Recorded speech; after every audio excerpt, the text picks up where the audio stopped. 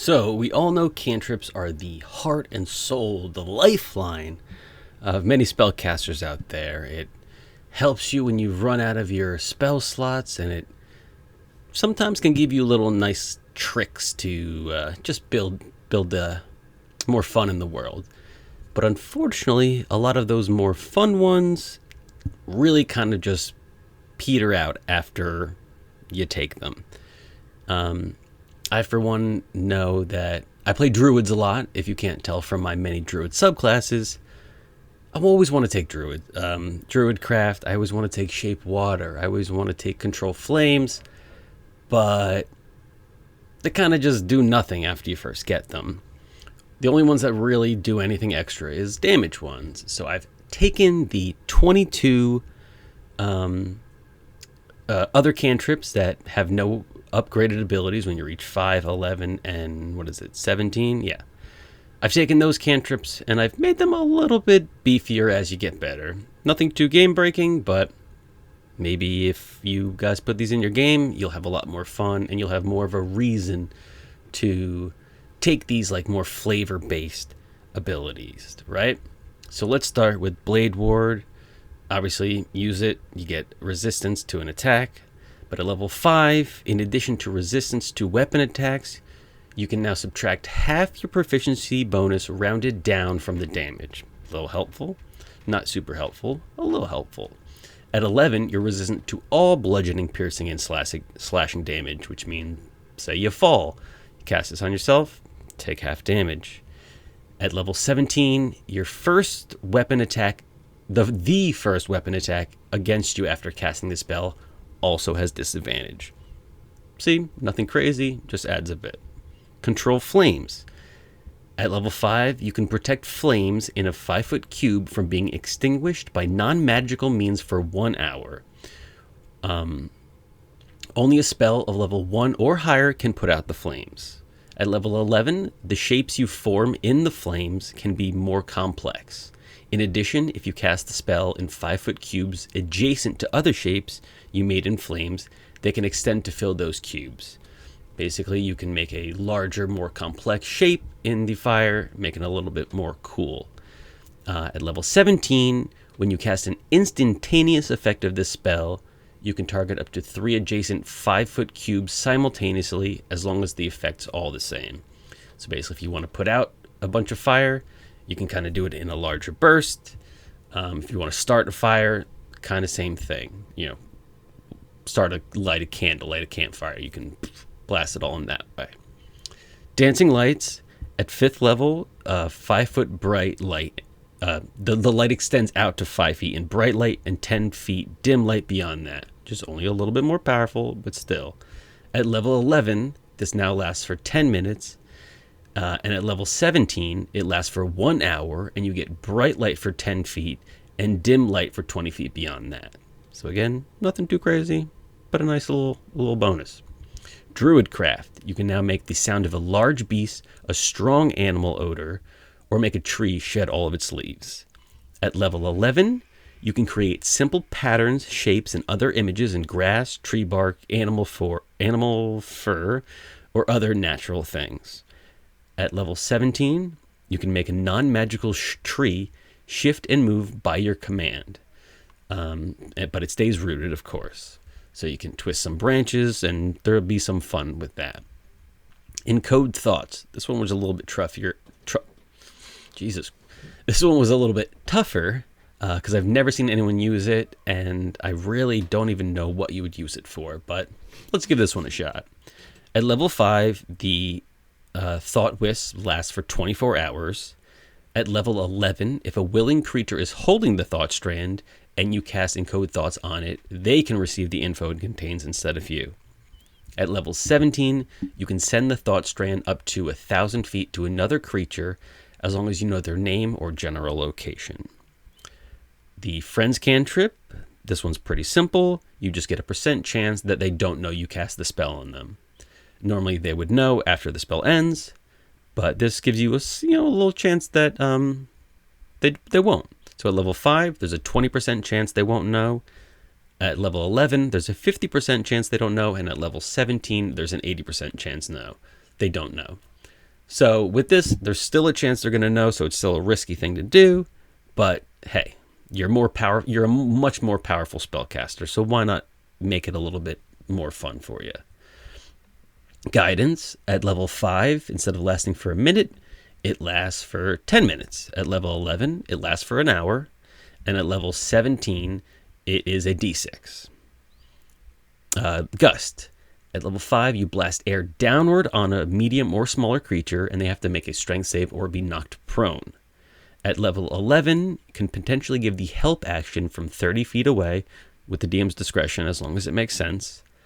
And at level 17, you can push a large creature back 5 feet, or a medium or smaller creature back 10 feet on a failed strength save. The light cantrip at level 5 can blink intermittently for the hour-long duration. At level 11, you create a floating light in the air that stays within your space. You can move it up to 20 feet as a bonus action, or call it back to you. If it's more than 60 feet away from you, it does disappear. And at level 17, if you cast light on an object that you are holding, you can make it so only you see the light.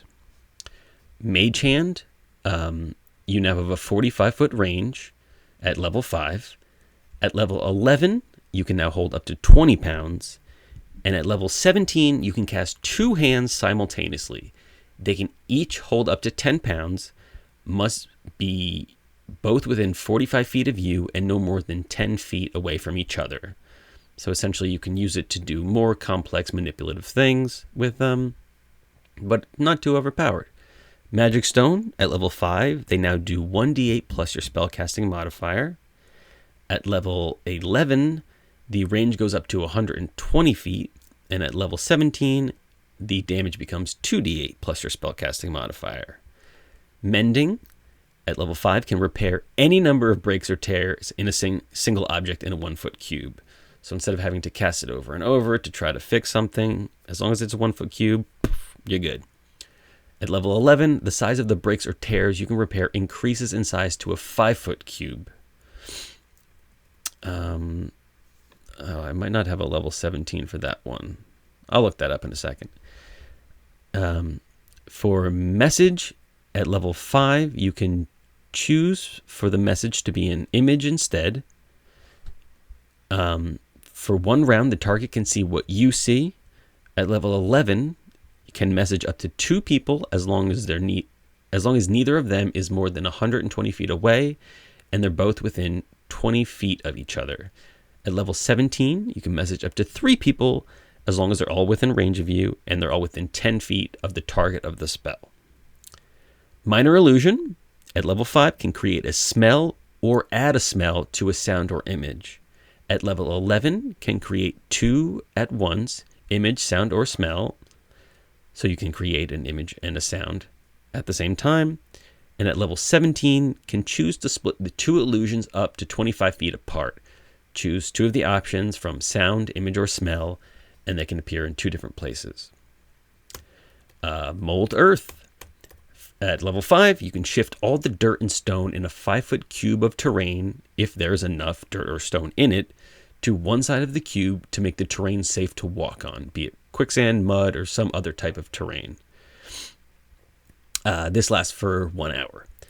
At level 11, can shift up to a 5-foot cube of unmined natural stone up to 1 foot in any direction to an unoccupied space.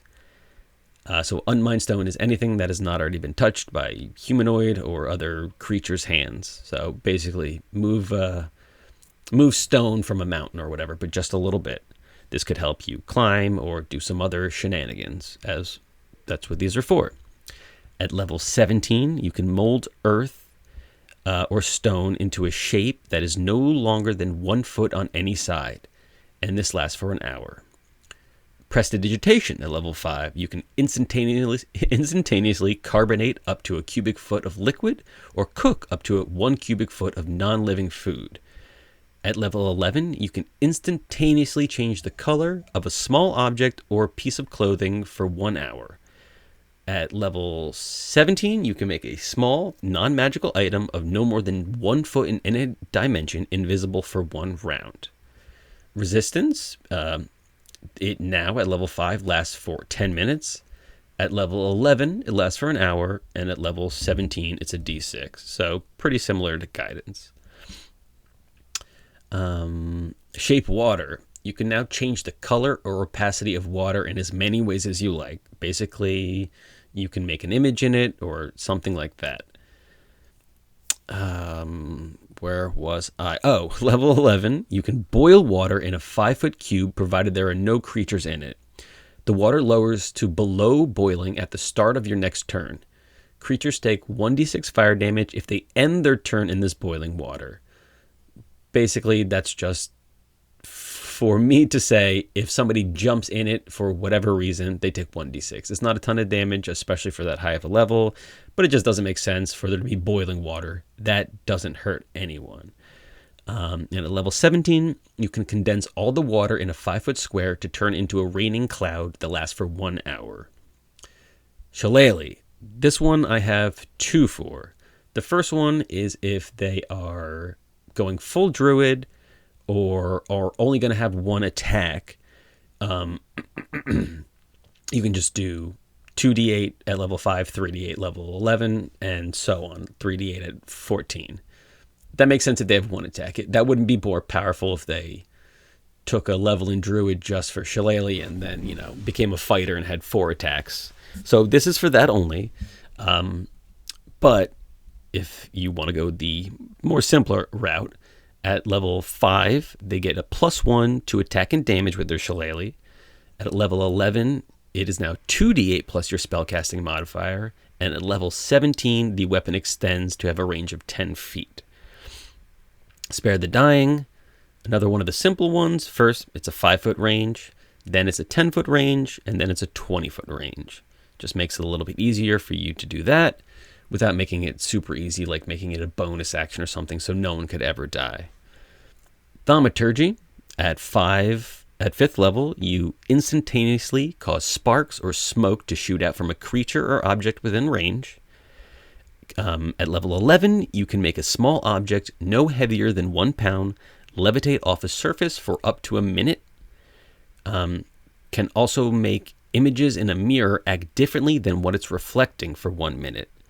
And at level 17, the words you speak can turn into small, wispy, smoky letters right next to you as long as you say them, and that's up to 1 minute. You can also make words written down speak out loud in your voice for up to a minute, as long as you can understand and read the language. True Strike, you gain advantage on your next attack roll as long as the spell hasn't ended. It does not have to be your... hold on. There we go, sorry. You gain advantage on your next attack roll as long as the spell hasn't ended. It does not have to be on your next turn. So basically, if you cast that and then you do a spell or something, that's a saving throw. You still have that True Strike as long as your concentration hasn't broken for your next attack. At level 11, if your attack with advantage hits, you do extra damage equal to your spellcasting modifier. And at level 17, you can, instead of having advantage on your attacks, give advantage to an ally on their next attack, as long as your ally's target is within 30 feet of you. So those are just some of the ways. Let me see if I can pull up the one I was missing. Although I might just put that in the comments. It's probably not a big deal. I am going to put all of these in the description. So if you want to use these, you can.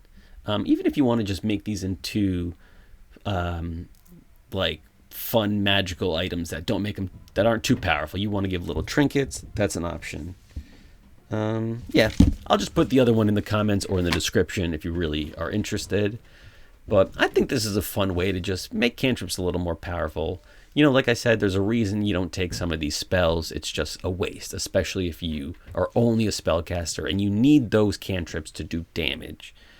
So put this in your game, or, if you want, give somebody a ring that does this, because as a player, I love when my DM gives me stuff. Even if it's not super powerful, it's always fun to have that little extra ability. So give it a shot. Let me know what you think of these. And I don't know. Keep playing D&D, I guess.